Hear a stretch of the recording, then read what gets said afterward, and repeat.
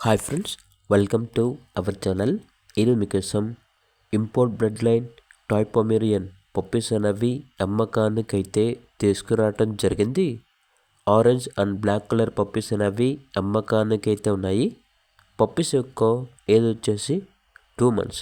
Deworming మరియు vaccination complete అయ్యాయి. Transportation provide చేస్తారు.